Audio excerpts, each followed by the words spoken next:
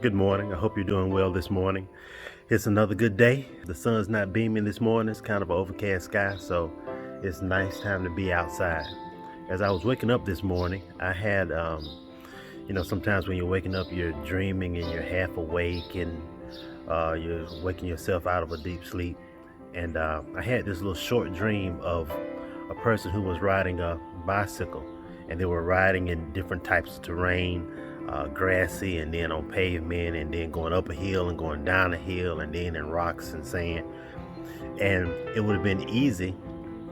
I wanted to get the message to this person that it would be easy for them to ride if they just changed their gears.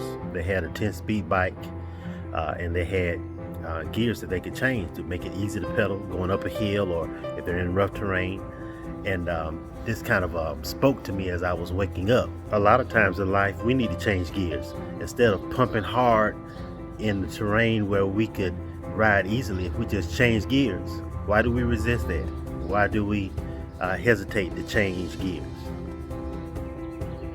It says this in James 4, you desire but you do not have, so you kill. You covet but you cannot get what you want, so you quarrel and fight. You do not have because you do not ask God. When you ask, you do not receive because you ask with the wrong motives, that you may spend what you get on your own pleasures. You adulterous people, don't you know that friendship with the world means enmity with God? Therefore, anyone who chooses to be a friend of the world becomes an enemy of God. Or do you think Scripture says without reason that He jealously longs for the Spirit He has caused to dwell in us? That's why the Scripture says God opposes the proud but shows favor to the humble.